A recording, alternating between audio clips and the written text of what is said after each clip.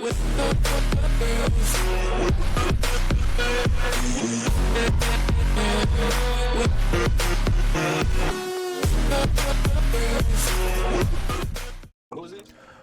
back to Sip the Talent Films. I'm your host, Coach Evans, and today we're going to take a look at team number, 21.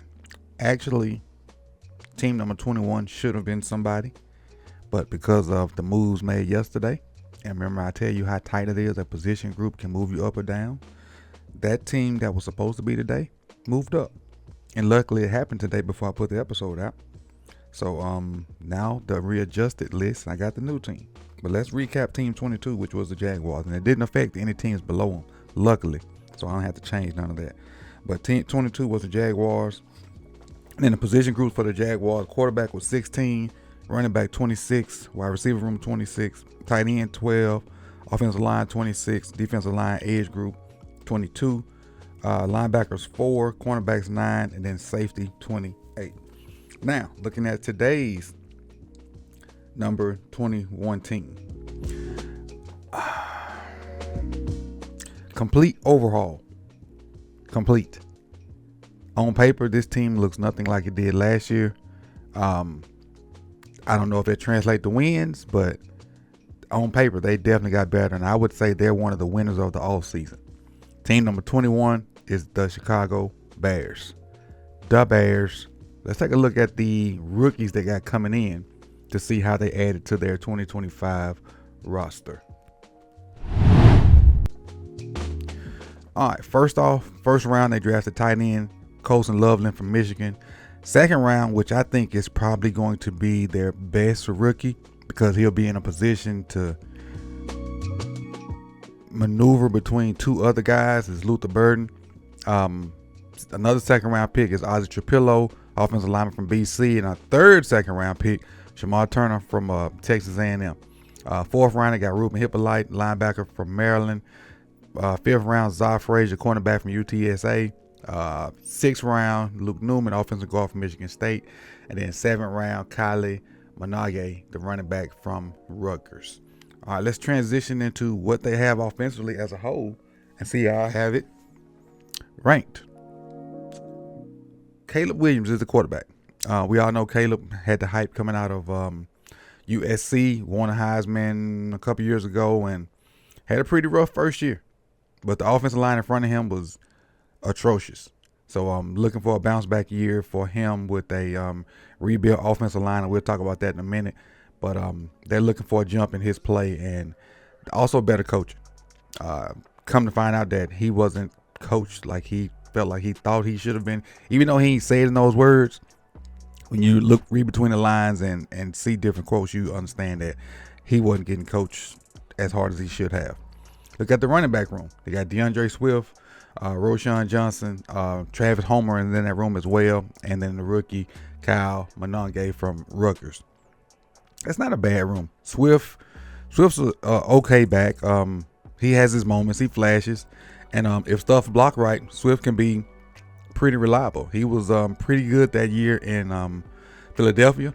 Again, last year the offensive line for this team was atrocious, so that doesn't bode well for a running back as well. But we'll see now, with this revamped offensive line.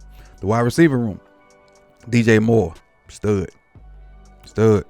Roma Dunze, the rookie from last year from Washington, had his moments. And then let me see if I get it right. Omale, Zacchaeus, and Luther Burden fighting for that slot receiver spot.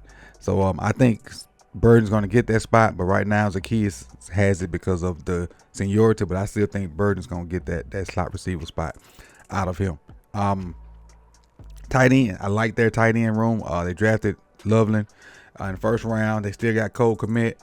Those two will battle it out for that starting spot. That tight end room that's two pretty good tight ends because Kmet is okay as well. And Colson had a really good year at Michigan, and both of those guys can block as well.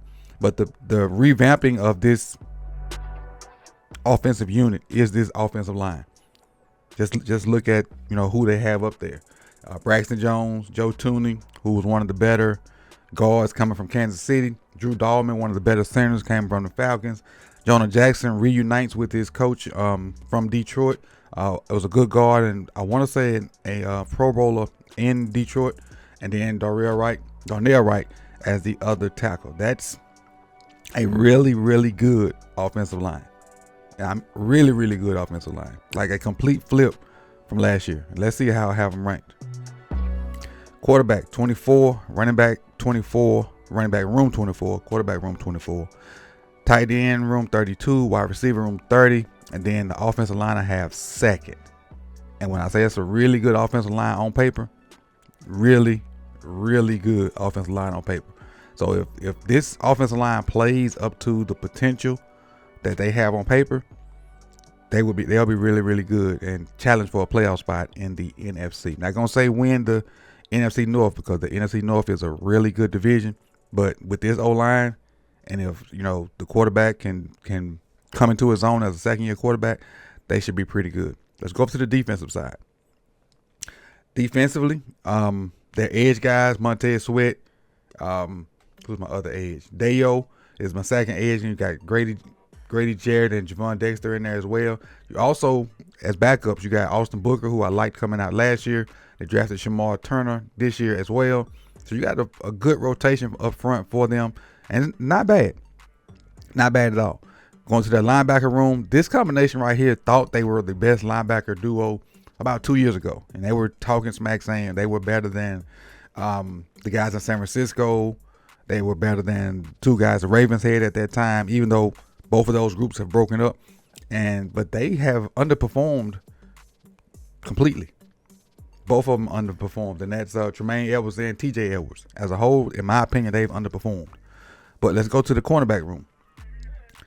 Their cornerbacks are really, really, really good. Really, really good. That's Tyreek Stevenson from the U, Jalen Johnson, and Kyler Gordon. Three really, really, really good cornerbacks. Despite the boo-boo that they had versus the Commanders, talking to the crowd right as the Hail Mary was going up. But as a whole, that cornerback room is pretty good. And I also like the safety room as well. Kevin Byard, Jaquan Brister, their whole secondary, the starting whole secondary, that's pretty good. You had Jalen Johnson, Kyler Gordon, Tyreek Stevenson, Kevin Byard, Jaquan Brister. That's 5 damn good football players. Really good football players. Let's see where I have them ranked at. Defensive line edge, I have 12. Linebackers 27. Cornerbacks 6. And safeties 8. But when you take all those numbers and put them together, divided by 9, you get 18.33333. And the Chicago Bears are our number 21 team on the Sip to Tally Power Rankings. In the comment section, let me know if either group, and I'll show you the groups again real quick, if either group offensively is too high, too low, or if any of the defensive groups are too high, too low. Put it in the comment section. We can talk about it. I appreciate you guys for coming out. You could have been anywhere in the world, but you chose to be here with me.